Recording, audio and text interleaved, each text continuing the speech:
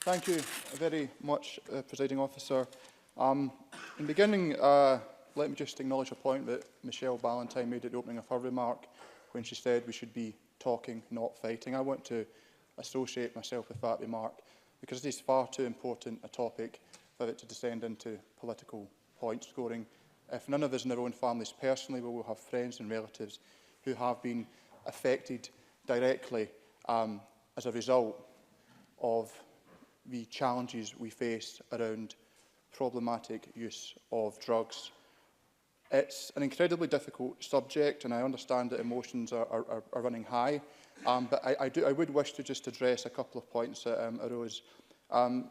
Neil Findlay accused me of seeking to play constitutional politics. I presume this was in reference to an intervention I made on Alec Cole-Hamilton. Alec Cole-Hamilton was speaking with regard to the misuse of drugs powers. Now, I know Alec Cole-Hamilton is a committed federalist as a member of the Liberal Democrats, and there are many countries which have a federal constitution where there is different drugs powers in different parts of the overall state. It varies in different countries, it varies the amount of powers, but it was a genuine inquiry for information.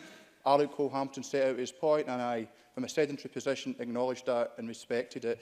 The reason it's a relevant issue for Scotland is, of course, the Scottish Government has called for powers and for conversations so that we can further and progress opening a safe consumption facility in Glasgow, certainly.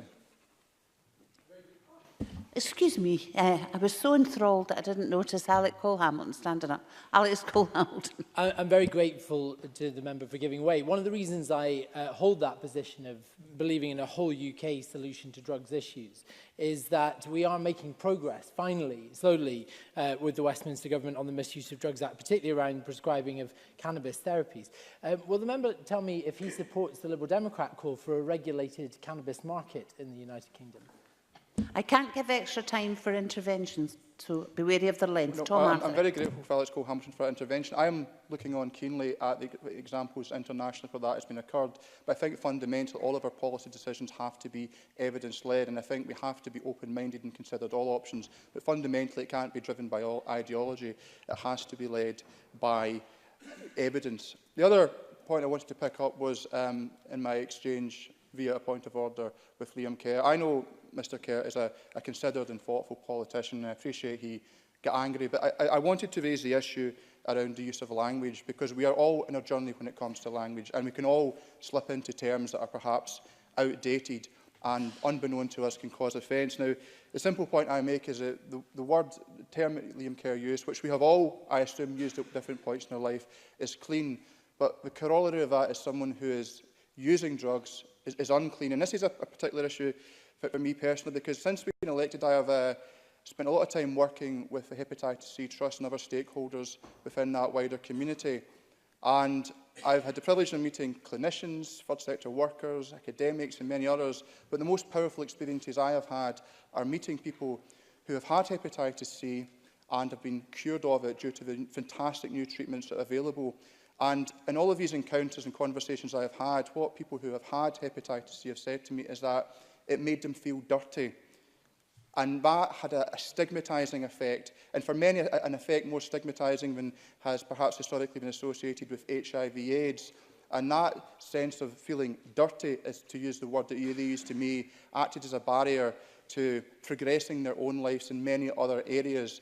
So I think it's very important, and I'm not going to seek to chastise anyone for language. I think that collectively we have a responsibility to raise our game when it comes to language, and it's going to be a journey for all of us.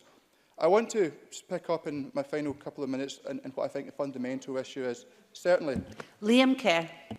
I genuinely thank the member for taking the intervention. I think it's a very reasonable point he's making, and I just want to apologise for what was slightly intemperate language. I just didn't feel it was a point of order, but I do accept the point he's making. It's a good point.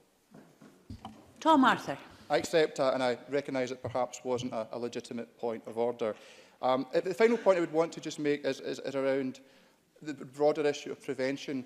I think it's inextricable, the links between poverty and adverse childhood experiences and how they can relate to people as young people and later in life starting to use drugs. And I think that's something that we have to be incredibly cognizant of. And so when we look at that whole cross-cutting portfolio approach, we have to think about the broader suite of powers that we have and how we tackle poverty and social injustice. But in concluding, I think there's a key message, and that's education. And the Conservative document, which I have read, and while I don't agree with all of it, and I think there's things that could be improved, I do welcome a policy contribution in seeking to engage in debate. I think that's to be very welcome. But there was reference made to a new public awareness campaign to prevent drugs use, and just one aspect is it would seek to highlight the dangers of drugs. Now, that is a mode and a method of communication that has been used historically. There was reference made to the war on drugs, and people of a certain generation may remember Nancy Reagan and Just Say No. But one of the evidence that we have actually is campaigns which seek to stimulate fear are actually quite ineffective. The best approach, and this is something that's set out in the Rights, Respect and Recovery strategy that the government has published today, is it's actually about empowering young people and all people to make positive health decisions, not scaring them, but giving the information so that they can make these health decisions. No, Mr. It's just closing. I thank you, Presiding Officer. I conclude there.